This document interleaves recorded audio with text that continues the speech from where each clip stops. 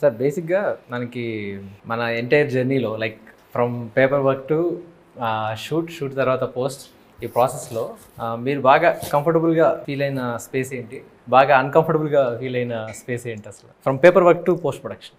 First I saw some spark డెఫినెట్గా. నువ్వు narrate చేసినప్పుడు నేను ఒకటి అనుకున్నా, ఐదర్ ఎక్స్ట్రాడినరీ ఉంటాడు లేకపోతే ఇదంతా మనల్ని అంటే అదే నరేటివ్ స్టైల్లో ఐ ఆల్వేస్ బిలీవ్ ఏంటంటే, ఒకటి దే ఆర్ పీపుల్ కట్ చేస్తే ఇది ఫుల్ ఎక్సైట్ అయిపోద్ది చెప్తున్నప్పుడు. there are two things, either they're very connected and ఈ స్టోరీ ఇన్ లోపల నుంచి వస్తుంది, లేదు అంటే వీడిని ఎలా పట్టేయాలి. సో అలా ఉంటాయి అనమాట కొన్ని నేను ఇన్నే నరేషన్స్లో. So I just felt that స్టార్టింగ్లో. అండ్ దేర్ ఈస్ సమ్, అంటే నేను పర్సనల్గా కూడా చూస్తాను, అంటే వాట్ ఎవర్ ఎవరైనా నేను రైటర్గా రాస్తున్నప్పుడు, ఏ డైరెక్టర్ అయినా సరే సొంతంగా స్క్రిప్ట్ రాసుకున్నప్పుడు ఏమొస్తుంది అంటే, వాళ్ళు స్వతహాగా ఉన్నప్పుడే వస్తుంది. Right, that person should be something interesting. తేడా గిడా అని పక్కన గుడ్ బ్యాడ్ అన్ని పక్కన పెడితే దే షుడ్ బి సంథింగ్. విన్నప్పుడు దెర్ ఈస్ సంథింగ్, నువ్వు టకటక మాట్లాడేస్తావు, అది యాంగ్జైటీయా అది అనుకోవచ్చు. కాకపోతే there something is not like ఇప్పుడు మనం 10 మందిని చూసామంటే, ఒక 10 మందిలో ఈ ఇతనిలో ఏదో ఉంది, అది గుడ్డా బ్యాడో తెలియదు, దట్ ఈస్ దేర్. అదైతే కనిపించింది నాకు. సో రైటర్గా రాసేటప్పుడు కూడా అలాంటి వాళ్ళు, అలాంటి కొద్దిగా రెగ్యులర్గా కనిపించే క్యారెక్టర్లు కాకుండా రాస్తారన్న ఒక ఫీలింగ్ అయితే వచ్చింది. Every director whatever whoever I work, Indraganti గారు చూసారంటే, ఇంద్రగంటి గారికి భాష మీద పట్టు ఉంటుంది చూడు, that I can see in the writing.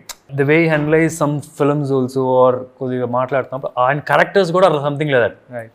ఇప్పుడు సమ్మోహన్ నేను చేసిన క్యారెక్టర్ కానీ ఇప్పుడు చూస్తే ఇలా ఉంటారా అని జస్ట్ అలా అనిపిస్తుంది. So I could see something like that initially. And the first and foremost, దాని తర్వాత ఫస్ట్ షెడ్యూల్ అయినప్పుడు ఐ వాజ్ లైక్ రిలాక్స్. ఈ was like we're up to something అన్న ఫీల్ అయితే వచ్చింది. దానికన్నా బిఫోర్ కాన్సెప్ట్ ఒకటి చేసాం, టైటిల్ రివీలింగ్ కాన్సెప్ట్ దానిలో. అండ్ నువ్వు స్కెచెస్ వేయించి తీసుకొని వచ్చినప్పుడు, then the music from his side వచ్చినప్పుడు కాన్ఫిడెన్స్ వచ్చింది. అంటే ఐ ఆల్వేస్ బిలీవ్ ఒకటి బీట్, అంటే my theory of working is talent ఎంతైనా ఉంది, person who is doing effort ఎక్కువ పెట్టేటప్పుడు దే విల్ వాళ్ళు ఎక్కువ గెలిచేస్తారు అన్న ఫీలింగ్. టాలెంట్ ఎంతైనా ఉండొచ్చు, but end of the day నువ్వు చేయాల్సిన హార్డ్ వర్క్ చేస్తూ ఉండాలి. నాకు ఆ ఫీల్ వచ్చేది బయట నుంచి, because you always come on man ఆ టైప్లో ఉండేవాడు, ఇంగ్లీష్ అన్నపోయినా సరే. బట్ అది పైకి చూపించకుండా, that is something of interesting అనిపించింది ఈ సైడ్ నుంచి. సో బాగా అర్థం చేసుకున్నా హీరో గారు. నేను కొంచెం తేడా అని చెప్పారు యాక్చువల్లీ. అది నో, స్వతహాగా తేడా అని కాదు, ఇంట్రెస్టింగ్ ఏదో ఒక ఇంట్రెస్ట్ ఉండాలి ఇన్ రియల్లో నాకు కనిపించే ఆ డైరెక్టర్. అప్పుడు ఆ రాసే కథలు కూడా అలాగే ఉంటాయి. బట్ యాక్చువల్లీ మీరు వెరీ స్మార్ట్, మీరు నటిస్తే పెట్టేస్తారు కదా. యాక్చువల్లీ నేను అదే అబ్జర్వ్ చేస్తున్నాను. ఈ జర్నీ మీ ముందు ఎవరు యాక్ట్ చేయకూడదు, లైక్ అంటే మీ ముందు అది ఇంప్రెస్ చేయడానికో, లేకపోతే మీరు ఒరిజినల్గా ఉంటే ఆడు గ్రే అయినా ఆడు బ్లాక్ అయినా మీరు okay and as a person. And ఏదో మిమ్మల్ని ఇంప్రెస్ చేయడానికి చేస్తే మాత్రం పట్టేస్తారు. అది నేను అబ్జర్వ్ చేశాను చాలా సార్లు. నేను ఫస్ట్ అండ్ ఫార్మోస్ట్ యూనిట్ సే, అంటే నాకు ఎవరైనా సరే వచ్చి ఇది ఆ పలానా సినిమాలో ఉంటుంది సార్ అన్నప్పుడు ఇంక అయిపోయింది. నాకేంటంటే పలానా సినిమాలో ఉంటారంటే ఆల్రెడీ ఆ పలానా సినిమా ఉంది కదా, ఇంకా నువ్వు అన్న ఫీలింగ్ వస్తుంది. సో లక్కీలీ ఇంత కథం అని చెప్పి you never set those words. You're not comparing yourself. In case you set this like a Pushpa, or in case you set some other film అంటే అక్కడే ఇంటెన్షన్ గా కూడా అది లేదు కాబట్టి చెప్పలేదు. సో చైతు బేసిక్గా నేను కథ చెప్పిన తర్వాత ఆల్మోస్ట్ 4 months ఏమో ప్రీ ప్రొడక్షన్ చేసుకున్నాను. నేను ఎప్పుడు డిస్టర్బ్ చేయలేదు. నేను మధ్యలో ఒక ఆల్మోస్ట్ ప్రీ ప్రొడక్షన్ డన్ అనుకున్న టైంకి ఒక యానిమేషన్ స్కెచ్ తీసుకొచ్చి, ఇది మన టైటిల్ రివీలింగ్ వీడియో చాలా చేస్తున్నామంటే, ఎడిట్ సంథింగ్ అది ఫ్యాంటాస్టిక్గా ఉంది అసలు, అందరికి పిచ్చి పిచ్చిగా నచ్చింది. ఆ తర్వాత సినిమా చూసావు కదా డార్లింగ్. సో ఈ సినిమా చూసిన తర్వాత నేను కథ ఏం చెప్పాము, నేను అదే చూసావా, లేకపోతే చాలా మార్పు చూసావా, లేకపోతే ఇదే ఇమాజిన్ చేసుకున్నావా? అది ఇన్ఫాక్ట్ విజువల్ పర్స్పెక్టివ్ ఇమాజినేషన్ అయితే నేను అలా చేయలేదు. బట్ స్టిల్ విజువల్ పర్స్పెక్టివ్ చూసాక కథని దానిలో నేను చూసుకున్నప్పుడే ఎగ్జైట్ అయితే అయ్యా. ఎగ్జైట్ అవడంతో పాటు ఏదైతే థీమ్ మనం క్రాక్ చేసామో ఫస్ట్ గ్లిమ్స్ మోషన్ పోస్టర్కి, దాన్ని ఇన్కాపరేట్ చేయడానికి అయితే ఛాలెంజెస్ చాలా ఫేస్ చేశాను.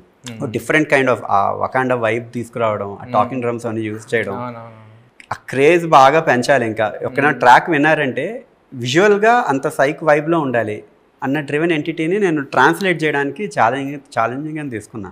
చాలా కనెక్ట్ అయింది. ఇది యాక్చువల్గా ఇక్కడ ఒకటి చెప్పాలి సార్, మేము పేపర్ మీద షూట్ స్టార్ట్ అయ్యే ముందు మీ బర్త్డే కదా రిలీజ్ చేసాం లాస్ట్ ఇయర్ బర్త్డేకి. గ్లిమ్స్ ఫస్ట్ ట్రిగర్ అన్నాం దాన్ని మనం.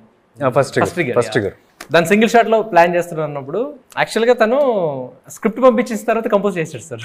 మనం షూట్ చేయలేదు యాక్చువల్గా. ఆ థీమ్ ఊవే స్టార్ట్ అయింది. ఇంకా అది షూట్ చేస్తున్నప్పుడు పిచ్చిగా అరిచేస్తుంది, ఎందుకంటే ఆ టైం మనకి చాలా తక్కువ ఉండే. ఆ టైంలో నాకు నిజం చెప్పాలంటే టీజర్ కన్నా ఎక్కువ ఫోన్ కాల్స్ అప్పుడు వచ్చేసారు ఫస్ట్ ట్రిగర్ రిలీజ్ అయినప్పుడు. ఏంటి ఇంత పెద్ద స్పేస్లో చేస్తున్నారు అంటే, అందులో అది ఏ స్పేస్ చూపించారో నాకు నిజంగా, మనం చాలా చిన్నగా ప్లాన్ చేసాం అది, బట్ బయట నుంచి చాలా మంచి ఫీడ్బ్యాక్ వచ్చింది దాని తర్వాత. So coming to first song అయిపోయిన తర్వాత మీ ఫీలింగ్ ఏంటి సార్? ఫస్ట్ సాంగ్ నేను మీకు పంపించాను, హరోం హరా సాంగ్. మీ ఫీలింగ్ ఏంటి అసలు అప్పుడు ఫస్ట్ ఎలా విన్నారు? ఐ వాజ్ లైక్, అంటే they are very few songs ఇన్స్టెంట్గా I'm just trying to recollect first ఏ టైంలో విన్నానో అని గుర్తించుకున్నాను. But overall right now I'm overwhelmed with the response కానీ the feel of it.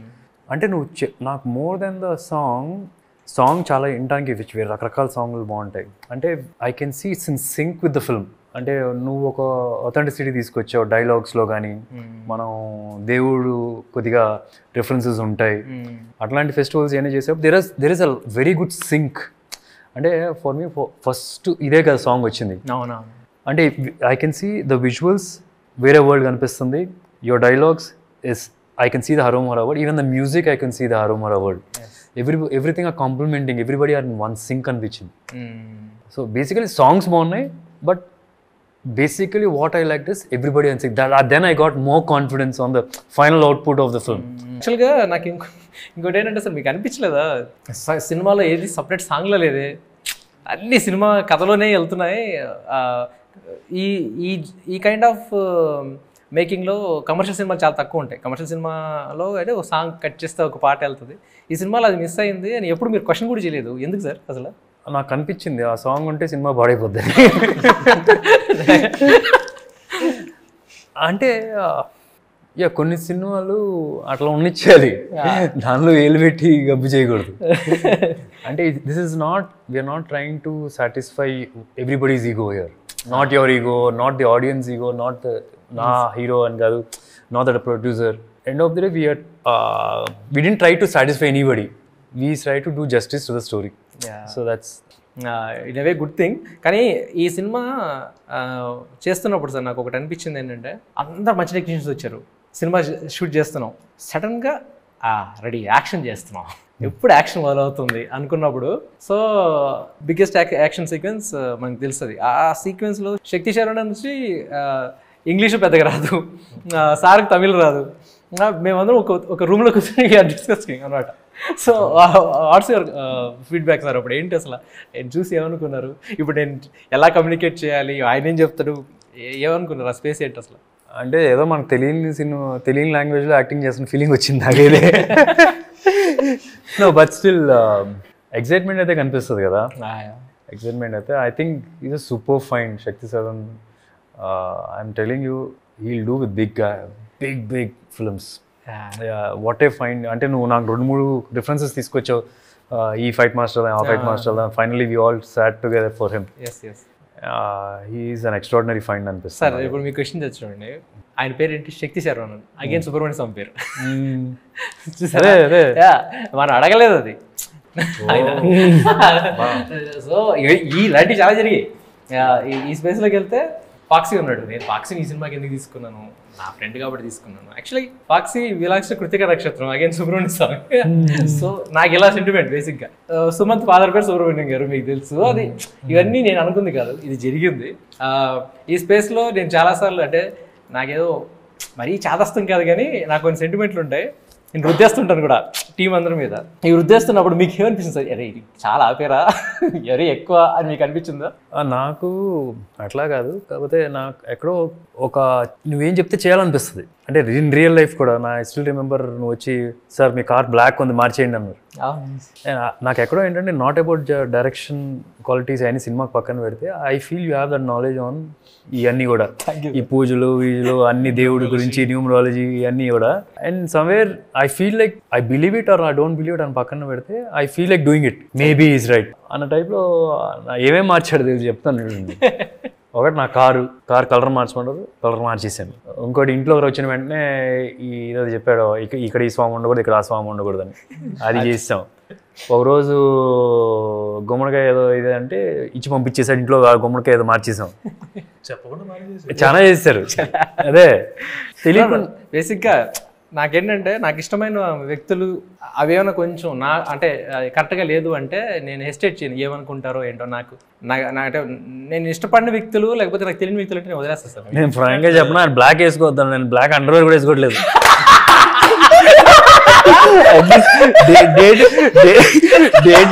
Date announce అయిన దగ్గర బ్లాక్ సార్ యాక్చువల్గా అది చేంజ్ తీసుకొస్తుంది పక్క. అంటే నాకు బూట్ల వరకు మాత్రం బ్లాక్ వేసి, ఎందుకంటే మన కార్ టైర్లు అయితే బ్లాకే కదా, చిన్న ఇది తీసేసుకున్నా. ఓకే అవి పర్లేదు సార్. అంటే కాకపోతే ఇప్పుడు చూడండి, ఆ కార్ మార్చిన తర్వాత కూడా లిటరల్ గా ఏంటంటే మన యాక్షన్ సీక్వెన్స్ అన్ని ఆ కార్ కలర్ మార్చిన తర్వాత జరిగాయి, అన్నీ అనుకున్నట్టు జరిగాయి లిటరల్ గా. ఇక్కడ కాంప్రమైజ్ కూడా అవ్వలేదు లిటరల్ గా. బ్యాట్మ్యాన్ లోగో ఉన్న ఓన్లీ వైట్ కార్ నాకు తెలిసి ప్రపంచంలో సుధీర్ గారు.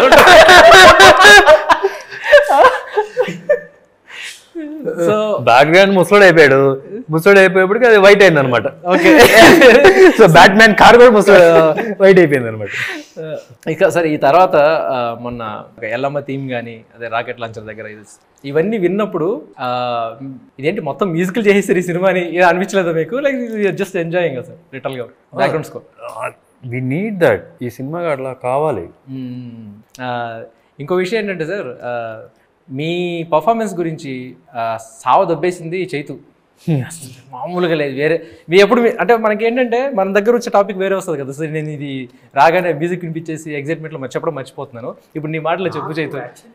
చెప్పాలంటే మీరు స్టోరీ చెప్పినప్పుడు అది విజువల్గా కనబడినప్పుడు అసలు లార్జర్ దెన్ లైఫ్ ఇంపాక్ట్ అనేది క్రియేట్ అవ్వాలి అంటే స్క్రీన్ ప్రెజెన్స్లో ఎవరైతే హీరో చేస్తున్నారో అది డెఫినెట్లీ పోస్ట్ ప్రొడక్షన్లో ఉన్న ప్రతి ఎలిమెంట్. అఫ్కోర్స్ ఇప్పుడు మళ్ళీ డబ్బింగ్కి వస్తే జనరల్గా డైలాగ్స్ ఎవరికి వాళ్ళే చెప్తారు, బట్ మ్యూజిక్ వస్తే అది ఎక్స్పీరియన్స్. ఎప్పుడైనా హీరో మనం ఇప్పుడు హీరోని ఇలా చూస్తున్నాము అన్నప్పుడే హీరోనే ఒక క్యారెక్టరైజేషన్, ఆ powerful characterization, larger than life impact characterization, అది రిజిస్టర్ ఎప్పుడైతే అవుతుందో మనలో తెలియకుండా ఆరా ఒకటి క్రియేట్ అయిపోతుందని నేను నమ్ముతా ఇప్పుడు జనరల్గా. ఎందుకంటే మనకు విజువల్గా ఏం కనబడుతుందో అదే జీవితం స్టోరీలో. అంటే అసలు నేనైతే అసలు చాలా షాక్ అయిపోయాను సుధీర్ బాబు గారు, అసలు నిజంగా చెప్తున్నా.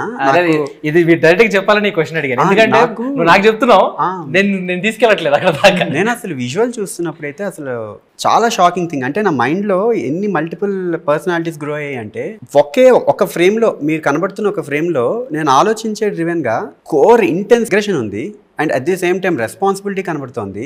అండ్ చేయడానికి ఒక ఇన్స్ట్రుమెంట్, కొత్త ఇన్స్ట్రుమెంట్ వాడడానికి కూడా నా మైండ్లో జనరల్గా స్పాంటేనియస్గానే ఏ కంపోజర్ అయినా ప్రాపర్గా థీమ్ కుదరాలి అంటే స్పాంటేనియస్గానే ఐడియాస్ రావాలంటే కంపోజిషన్ అంటే ముందే ఊహించుకుంటాం కాబట్టి మేబీ మ్యూజిక్ కంపోజర్ కొన్ని కన్సీవ్ చేసుకుని ఫిగర్ అవుట్ చేయగలుగుతారు. బట్ విజువల్గా స్కోర్ అంటే డామ్ షూర్గా మీ ప్రెజెన్స్ అనేది నాకు చాలా చాలా ఇంపార్టెంట్ రోల్ ప్లే చేస్తుంది. సార్ ఇక్కడ ఒక విషయం చెప్పాలంటే, సరే ఇది ట్రైలర్లో కూడా షార్ట్ ఉంది కాబట్టి I don't hesitate to admit this. అదేంటంటే ఆఫ్టర్ సీన్ ఆ సిగరెట్ స్వాగ్ ఇలా టర్న్ అవుతారు, మీరు టర్న్ అయిన తర్వాత తను ఎంత ఆలోచించాడంటే ఒక బీజియం, ఓకే అఫ్ కోర్స్ ఒక దెర్ ఇస్ ఎ మెలడీ, శిఖరో శర శరవర్ణర్చన శరవరభవం హరోం హర, ఇది వచ్చింది. లేదు ఇదేంటంటే మల్టిపుల్ థాట్స్ వస్తాయి ఈ క్యారెక్టర్ ఇలా చూసినప్పుడు. సుధీర్ గారిని చూడు, ఇప్పుడు ఈ క్యారెక్టర్ని ఆడియన్ ఒకలా చూస్తున్నాడు, అక్కడున్న క్యారెక్టర్స్ ఇంకోలా చూస్తున్నాడు. అసలు ఇవన్నీ కాదు, పైన దేవుడు ఇంకోలా చూస్తున్నాడు. సో ఇన్ని చేసి దాని కాంప్లిమెంటింగ్ ఇంకొక కోరస్ యాడ్ చేసాం, సబ్ మెలడీ యాడ్ చేసాం. అదేంటిది గిరిజపతే సదాశివ అంటే ఎగిసిపడే ప్రాణం తమరిదే అంటే ఏంటంటే శివుడికి చెప్తున్నాడు. శివుడికి ఏమంటే నువ్వు ఎక్కువ ఆలోచించుకో, నీ కొడుకే, సో నువ్వు భరించాలంతే అయింది నేను. అంటే ఆయనలో ఉన్న విద్వాంసాన్ని అన్నీ ఒకే సిచ్యువేషన్లో చూపించడం అనేది సార్ మ్యూజికల్గా చెప్తున్నాను కదా, ఇవన్నిటికీ ఇంత ఆలోచించాడు తను, దానికి కారణం మీ పర్ఫార్మెన్స్ అని చెప్పాడు. ఇది అది మీకు బయటకు జనాలకు తెలియాలని చెప్పి నేను ఈ క్వశ్చన్ అడిగాను లిటరల్గా. సో షోర్ట్గా అసలు చెప్పగలుగుతా మీ పర్ఫార్మెన్స్ సీరియస్లీ చాలా పెద్ద లీడ్. సో లిటరల్గా నేను చాలా ఎంజాయ్ చేశాను ఈ ప్రాసెస్. ఒక మ్యూజిక్ ప్రాసెస్ నేను చాలా ఎంజాయ్ చేశాను. నేను తనకు కూడా చాలా సార్లు చెప్పాను. ఫ్రాంక్లీ నాకు that is the easiest part in the entire film. Just అంటే నాకు లక్కీగా I don't know from where I got this also. Walking లో నాకు న్యాచురల్ గా నాకు అది వచ్చింది. నువ్వు కూడా నోటీస్ చేసే ఇంతకు ముందు. నాకు అన్నిటికన్నా టఫ్ అనిపించింది నువ్వు అక్కడ వంట వండేటప్పుడు తినేది అవన్నీ నాకు చాలా బాగుండే. నేను చెప్పాను మీకు చాలా. So that was tough. Both we have achieved. That was tough. అంటే లక్కీగా ఏంటంటే some times you should be your natural self ఉంది కదా, అది వచ్చింది కొద్దిగా ఆ క్యారెక్టర్ కి. దట్ ఆల్సో హెల్ప్ అనుకుంటున్నా. నేను చాలాసార్లు నేను ఫాక్సీకి కూడా చెప్పాను, మన డిఓపికి చెప్పింది ఏంటంటే బేసిక్గా ఏంటంటే మేము పెద్దగా అదిరిపోయిన షాట్ సూపర్ ఇలా క్లాప్స్ కొనే టైప్ కూడా కాదు మేము. ఓకే నెక్స్ట్ అలా మాట్లాడుకుంటాం. ఆ తర్వాత గ్యాప్లో ఏం స్క్రీన్ ప్రెజెన్స్ రా ఇది అసలు, ఎస్పెషల్లీ దీనికి సార్ అంటే ఆ డాబా సీక్వెన్స్లో అయితే మేము ఎన్నిసార్లు చూసుకున్నామో ఫోన్లో పెట్టేసుకున్నాను నేను. అంటే సరిపోదు సార్ అది ప్రతిసారి వెళ్ళి మన అందరి ఫోన్లో ఉన్నాయి తెలుసా, మీకు తెలియదు ఆ విషయం. ఆ ఒక్క సీక్వెన్స్ మన అందరి ఫోన్లో ఉన్నాయి. ఎందుకంటే అదొక మెంటల్గా ఒక రకమైన సాటిస్ఫాక్షన్ ఇస్తుంది. ఇది మనం షూట్ చేసామని చెప్పేసి. అది ఇప్పటికీ అలాగే ఉన్నాయి లిటరల్గా. ఇలాంటి సీక్వెన్స్ ఇంకొకటి ఏంటంటే నాకు అనిపించింది, అర్ధరాత్రులు చేసాం, పొద్దున్న 5 గంటల వరకు చేస్తూనే ఉన్నాం. ఎప్పుడు సుధీర్ గారు కూడా క్వశ్చన్ కూడా ఇంకెంతసేపు షూట్ చేస్తున్నారు ఎప్పుడు అట్లా, నీకు ఓకేనా అంటే కాల్ షీట్ పెరుగుతుంది, ప్రొడ్యూసర్ సైడ్ నుంచి ప్రెషర్ ఉంటుందో, ఈ క్వశ్చన్స్ తప్పితే నన్ను ఎందుకైనా ఎంతసేపు చేయిస్తున్నారు ఎప్పుడు ఒక్కసారి కూడా అడగలేదు. మీకు తెలియదు కదా అంటే చెప్తున్నా. అయితే ఒకసారి ఇలా చేస్తున్నప్పుడు నాకు తెలిసి ఆల్మోస్ట్ 24 hours రీచ్ అయిపోయాం. మార్నింగ్ 6 నుంచి స్టార్ట్ చేసాం, next day morning 5:30. Same energy అందరం. అంటే ఇప్పుడు మేము అలా ఉన్నాము అంటే దానికి రీజన్ ఏంటంటే హీరో సైడ్ నుంచి సేమ్ ఎనర్జీ. అలిసిపోలేదు మేము, ఇంకా తనకు కూడా తెలుసు, ఎవరు అలిసిపోలేదు. లిటరల్గా మీకు గుర్తుంటే సార్ ఆ రోజు సన్ రైజ్ చూసి ప్యాకప్ చెప్పాము మనం. Sunrise to sunrise అది బేసిక్గా ఆ రోజు ఆ షెడ్యూల్ కదా. తెలిసి జెన్యూన్ గా మూవీ ఎక్స్పీరియన్స్, ఆ వర్క్ ఫ్లో ఎక్స్పీరియన్స్ ని ఎంజాయ్ చేస్తే అసలు మనకు స్ట్రెయిన్ తెలీదు. మేబీ అదే జరిగింది. అదే రీజన్ అదే జరిగింది నాకు. అంటే ప్రాసెస్ లో ఇవాల్వ్ అవుతున్నప్పుడు, మన మైండ్ ఇవాల్వ్ అవుతున్నప్పుడు కష్టం తెలియదు. ఇష్టమైన మా డిస్కషన్స్ చేస్తున్నప్పుడు ఎక్కువసేపు మాట్లాడుతూ ఉంటారు, స్ట్రెయిన్ తెలియదు, ఆకలి వేస్తున్న టైం తెలియదు. నేను అది నమ్ముతాను. మ్యూజిక్ స్కోర్ యాక్చువల్లీ ఫ్రాంక్గా చెప్పాలంటే ఆ సీన్ ఏదైతే ఉందో శిఖర్ సర్వర్ నచ్చిన ఆ సీన్ దగ్గర చేసిన థీము మన ఇంటర్వెల్ బ్యాంగ్లో వచ్చే సీక్వెన్స్. యాక్చువల్లీ ఆ సీన్ పెట్టుకొని నేను ఆల్మోస్ట్ లైక్ 4-5 థీమ్స్ అందులో మన మూవీలో ప్రాపర్గా క్రాక్ అయినవి. అసలు ఆ స్వాగ్ గానే ఎక్స్ట్రాడినరీగా నాకు అసలు ఇన్స్పిరేషన్ నిజంగా. శిఖరో శిర శరవన్నాచన శరవణ భవం హరం హర అదొకటి. అండ్ తందరధరం ధరధార ధిర ధిర ధిరధరధం ధరధార ధర ధిర అది ఇన్ఫాక్ట్ మెలడీ చెప్పిన పాడలేరు, మాకే గుర్తురావు పదాలు, అవి చాలా కష్టంగా ఉంటాయి అసలు. ఇన్ఫాక్ట్ ఇంకొక చాలా పాజిటివ్ థింగ్ మనకి లక్ ఏం జరిగిందంటే కొలాబరేటివ్ అప్రోచ్ లో హర్ష అని అతను లిరిక్ రైటర్, అసలు అవుట్ స్టాండింగ్ టాలెంట్. అసలు స్పాంటేనియస్ గా అప్పటికప్పుడు ఒక ఐడియా తత్కారమే. నాకు జనరల్ గా చాలా వరకు కాంప్లికేటెడ్ అంటారు అందరూ. ఇప్పుడు తందరధరం ధరధార ధర ధిర ధిరధరధం ధరధార ధర ధిర ధరధరం ధరధార ధర ధిర ధరధరం ధరం తరే. ఇక్కడ సార్ బేసిక్ గా చాలా మంది నేను ఫేస్ చేసింది లిరిక్ రైటర్లు ఏంటంటే కష్టంగా ఉందండి తత్కారం, ఇక్కడ మీరు ట్యూన్ మార్చుకోండి అంటే నాకు పిచ్చి కోపం వస్తుంది సార్. నాకు మామూలుగానే చాలా కోపం. సౌండింగ్లో నేను అసలు కాంప్రమైజ్ అవ్వలేను. అంటే మ్యూజిక్ కంపోజర్ సైడ్ నుంచి నాకు ఆలోచించడం కాదు, పర్సనల్గా నాకు ఇష్టం ఉండదు. తత్కారం ఎందుకు మార్చాలి. ఈవెన్ అసలు గ్లిమ్స్ దానిలో వాళ్ళవని పరవేష్టి ఘనమర్చిత అఖిల లోక దుహితాధ్వంస స్తంభోద్భవ శివ సుబ్రహ్మణ్య అక్కడికి వెళ్ళింది. అండ్ అసలు అది ఇక్కడ కూడా మనకి నిజంగా అంత విద్వత్తున్న వాళ్ళు దొరికారు సార్. కళ్యాణ్ చక్రవర్తి గారు అసలు అవుట్ స్టాండింగ్ ఇన్పుట్ ఇచ్చారు. అసలు ఈ స్కోర్ నిజంగా చెప్తున్నాను సార్, ఆడియన్స్ థియేటర్లో బయటకు వచ్చిన తర్వాత ఓఎస్టీ కోసం వెయిట్ చేస్తారు. నాకు ఫస్ట్ టైం ఇలాంటి ఓఎస్టీ కోసం, అంటే ఓఎస్టీ చాలా వచ్చాయి, ఒక మంచి techno kind of ఈడియం kind of style. ఇది పీక్ యాక్చువల్గా ఎల్లమ్మ అందులో నాట్ స్వాగ్, అది నాట్ స్వాగ్ ఆ పర్ఫార్మెన్స్ ఇచ్చింది సార్. లిటరల్గా అది ఎక్కడి నుంచి వచ్చింది అని చెప్తున్నాడు. ముందు నుంచి క్రాక్ చేశాడు. ఫస్ట్ టైం సుబ్రహ్మణ్యం ఇక్కడ మామూలుగా కూర్చునే స్టైల్ ఒకటి ఉంటుంది. సుబ్రహ్మణ్యం నాలో భయం కనిపిస్తుంది నీకే. అక్కడి నుంచి వచ్చింది, అసలు అక్కడి నుంచి వచ్చింది అనమాట. నాకు అసలు ఎంత బాగా అనిపించిందంటే ఏంటిది ఇది ఇది ఇది వేరే దీనికి ట్రాన్స్ఫర్ తీసుకెళ్తుంది అని చెప్పి వాడాలి, మళ్ళీ మళ్ళీ వాడాలి దీన్ని అనిపించింది. కట్ చేస్తే మళ్ళీ నాకు అసలు ఇవన్నీ ఒకటి పెడితే క్లైమాక్స్ లో వచ్చే సీక్వెన్స్ మళ్ళీ చెప్తే మళ్ళీ అదే లేదు క్లైమాక్స్ అని చెప్పొచ్చులే, అది తెలియదు. క్లైమాక్స్ సీక్వెన్స్ లో వచ్చిన ఆ బిట్ ఏదో ఉందో అసలు అదిరిపోతుంది అది.